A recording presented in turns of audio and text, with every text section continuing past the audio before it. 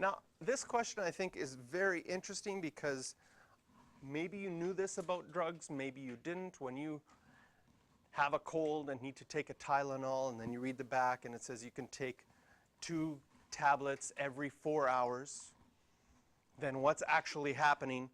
Okay, you might think that after 4 hours, the Tylenol's gone. That's why you're allowed to take some more. But what happens in reality is, depending on the drug, your body gets rid of a drug at a certain percentage over a certain amount of time. If I would guess what the Tylenol is doing when it says you can take 2 every 4 hours, it means that your body probably gets rid of half of it in 4 hours. So if the size of the pills were 500 milligrams and you took 2, you would have 1,000 milligrams in your body right at the beginning. Okay? 4 hours later, your body cuts out half of it. But you still have some Tylenol in your body, about 500 milligrams. At that 4 hours, if you take 2 more because you still have a headache, you now have 1,500 milligrams in your body at that moment. 4 hours later, your body gets rid of half again. There's now 750 in your body. You take 2 more pills. It's a bad headache, just not going away. Now you have 1,750 milligrams in your body. Half of it goes away. Eventually, with this continuing, if this was a headache that lasted like 3 weeks, you would eventually get to the point where when your body gets rid of half, there's 1,000 left. Then you take 1,000 more and bump yourself up to 2,000. Then your body takes you back to 1,000. Then you take 1,000 more and 2,000. You'll never have more than 2,000 in your body, because your body will always get rid of half, and then when you take the 2 pills again, you'll get back to that maximum amount. Okay?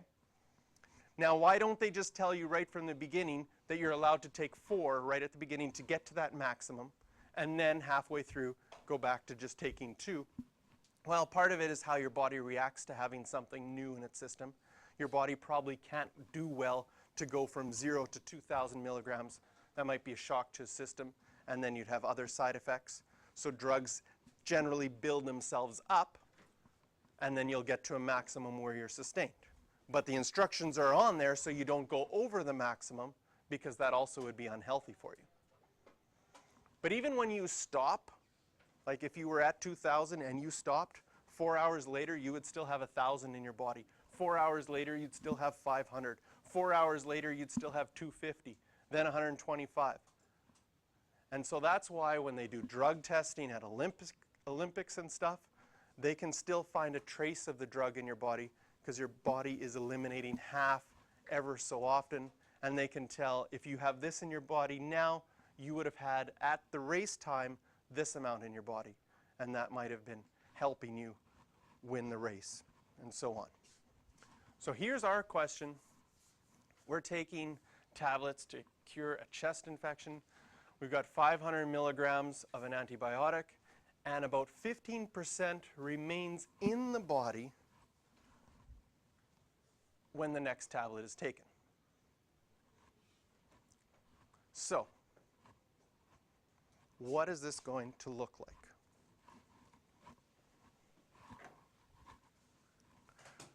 When you take tablet 1, we can just sort of make a chart here.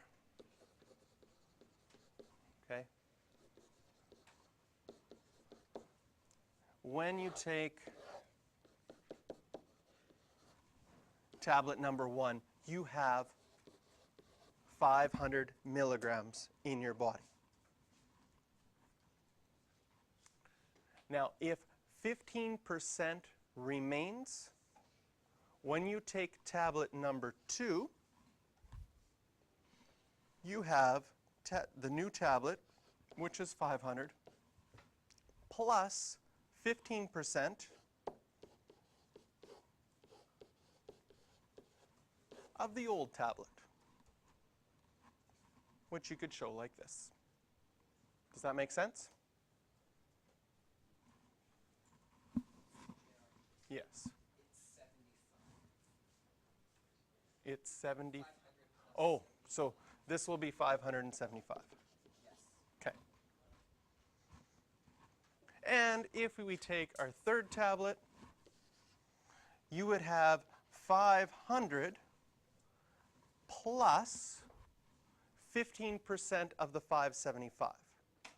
Now, instead of writing 15% of 575, and that's true what's going on, but I want to show you what it looks like if I take 15% and I multiply this before I simplified it. So this would still have 500 plus 0.15 times another 500.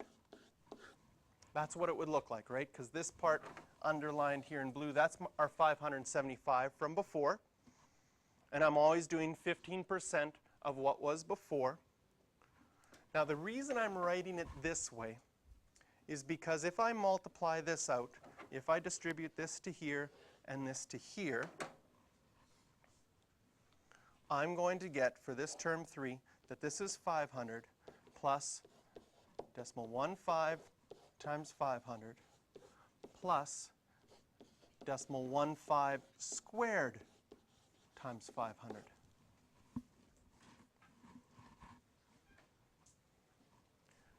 And what am I doing here? I have created a geometric series where each time I'm adding and those things would add up. Now in that geometric series, can you see that our R value is 0.15 and our term 1 is equal to 500.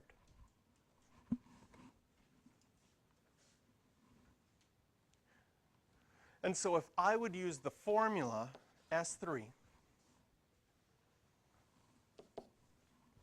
in this case, term 1 is 500. 1 minus R is 0.15 to the n, which is 3, over 1 minus R. And I type that into my calculator.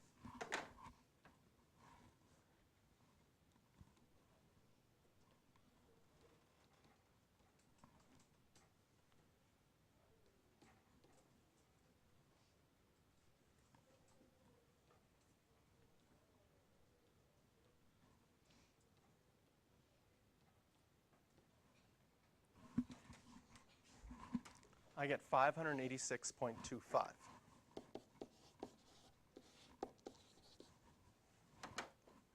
Which, if I check back to my example, if I would have done just 500 plus 15% of 575, 500 plus 0.15 times 575, I get the exact same answer.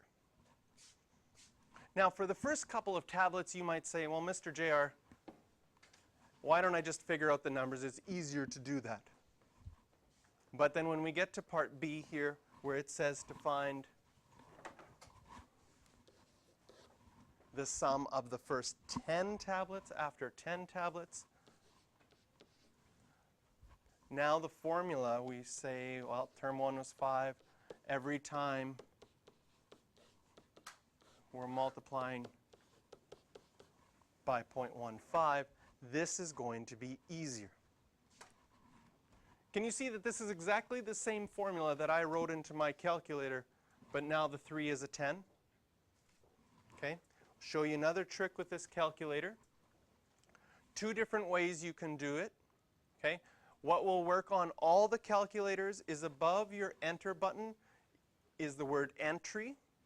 And if I go second and hit that entry button, it always pulls up what I typed once before. If I do it a second time, it pulls up what I wrote twice before. And it's like, all I need to do is go in here using my arrow keys until I get to that 3 and type 10 instead. Done. Got my answer. 588.2, so approximately 588 milligrams. If you have some of these calculators allow you just to go up and find it, then push enter, it'll retype it for you that way as well. So little things that can save you time. Question you can do for this one is number 12.